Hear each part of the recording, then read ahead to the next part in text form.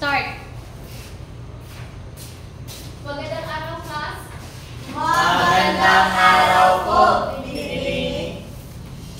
Manatili na tayo para sa ating panalangin. Iha, pangunahan mo. Sa ngalan ng Ama, ng Anak, sa Diyos, Espiritu Santo. Amen. Angel of God, my guardian dear, from whom good loves to me is near. Ever this day, be at my side, to light and guide, to and guard, amen. With the Father, the Son, the Holy Spirit. Amen. Manatili na tayo para sa pagpulot sa mga dumi at pakiayos na rin ang inyong mga upuan.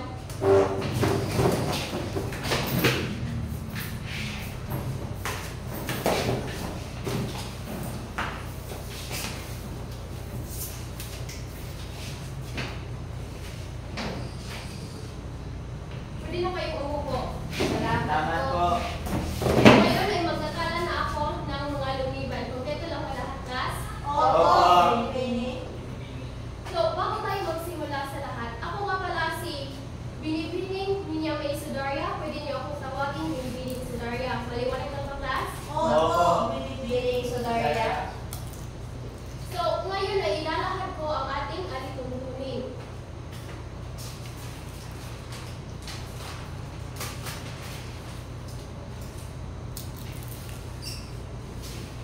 So, una sa ating alituntunin ay ang panatilihing malinis ang ating silid-aralan. Pangalawa ay kung gustong sumagot sa tanong o kung kayo ay may katanungan, itaas lamang ang kanang kamay ng tahimik. Pangatlo, huwag mag-ingay kung may nagsasalita sa harap. Pang-apat, iwasan ang paggamit ng mga gadgets habang nasa loob ng silid-aralan. Panglima, huwag mag-istorbo sa kaklase kapag sila ay nagsasagot o may ginagawang importante. Pang-anim, iwasan ang pagkipag-away sa mga kamag-aral. Pang-pito ay gumalang sa mga guro at sa mga nakakatanda, kamag-aral man o hindi. So ngayon ay nakikita ko sa inyo nga may nababagot na sa inyo kaya may ibibigay akong activity.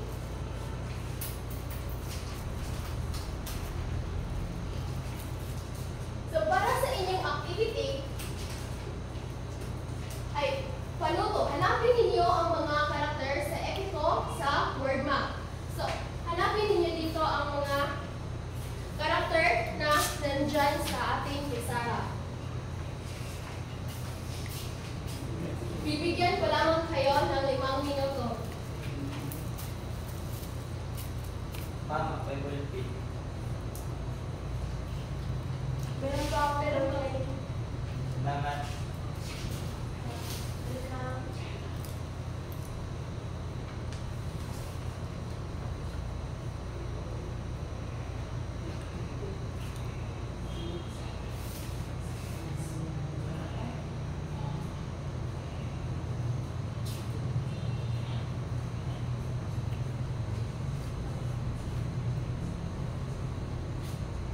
Tatlong minuto na lang para sa inyong pagsagot.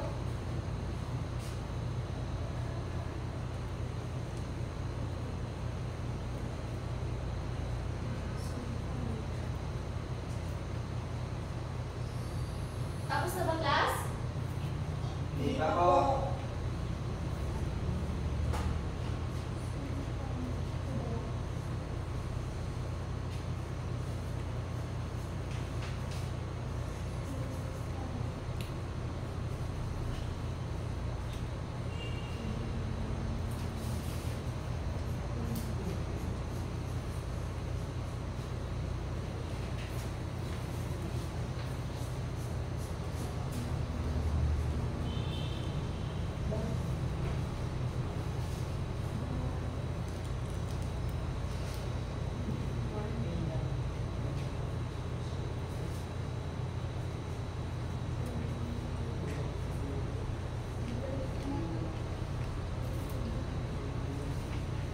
Pakibasa na ang inyong mga answer sheets tapos man o hindi.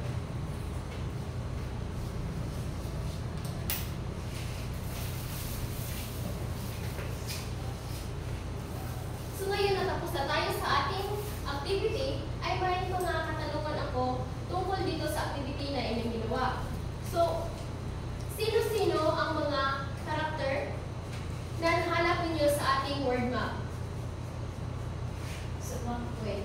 Si Macfield, magaling. So, pangalawa, mayroon ba kayong kilala dito mga karakter?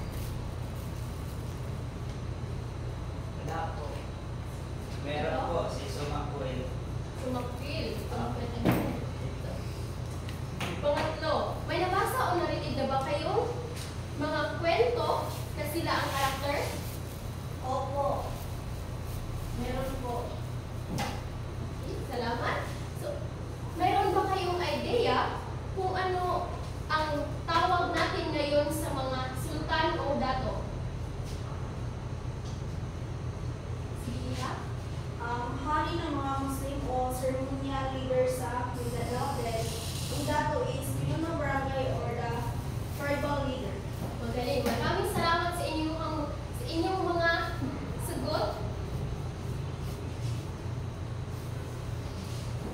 So ngayon ay dadako na tayo sa ating formal na talakayan. So magbibigay ako dito ng mga kopya sa ating epiko na Maragtas.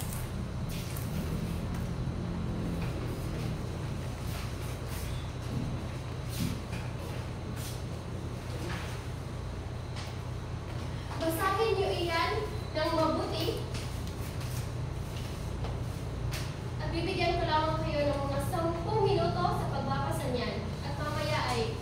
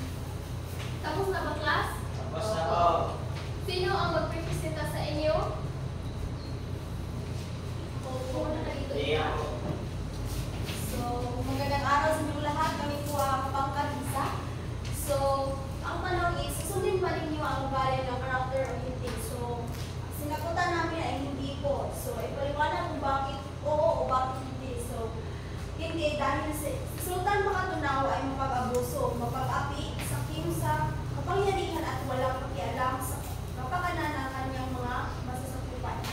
Yan lang po. Maraming salamat. Pangalawang pangkat. So, ngayon kami po ay ang pangalawang pangkat. So, sa amin ay si Dato si Macwell. Opo, dahil si Dato si Macwell ay may mabuting katangian, siya ay matalinong, maingat, mahinahon, makatarungan, mapagkumbaba, matibay ang loob at mapagmahal, ngunit matatag. Magaling. Maraming salamat sa inyong partisipasyon sa ating mga ginawa ngayon. So, ngayon ay may ibibigay ako sa inyong panapos na gawain.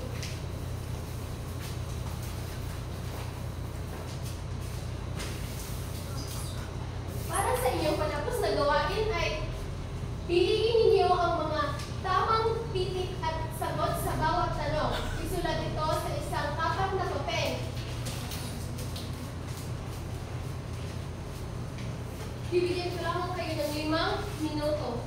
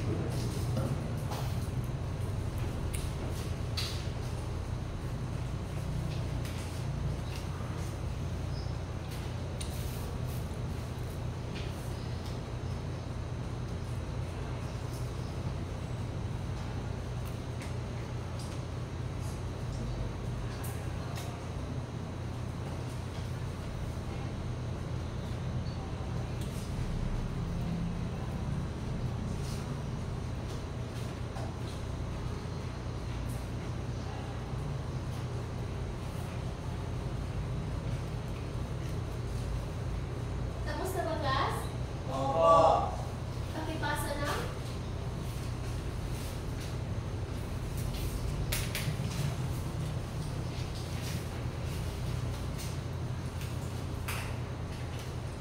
So ngayon ay 5 taktang aralin naman akong ibibigay sa inyo.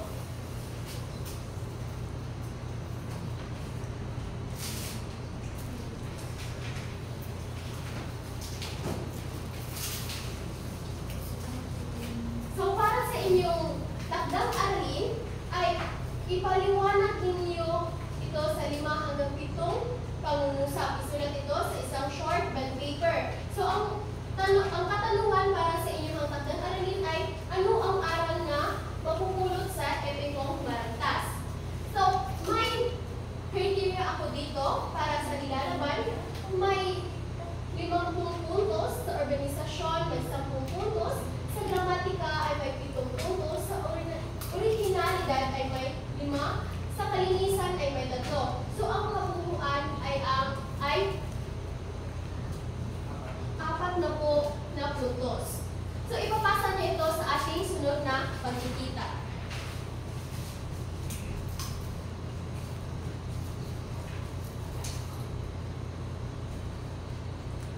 So bago ko tapusin ang aking pagkaklase, ay may kasabihan muna akong sasabihin. So sa bawat tagumpay na kagaya sa epiko, mayroong pagsubok na dapat harapin. Gaya ng buhay, ang katatagan ang susi ng tagumpay. Maraming salamat sa inyong participation, class. So ngayon ay tapusin ko na ang ating klase. Maraming salamat at paalam. Maraming salamat po, Pinipili Solaria.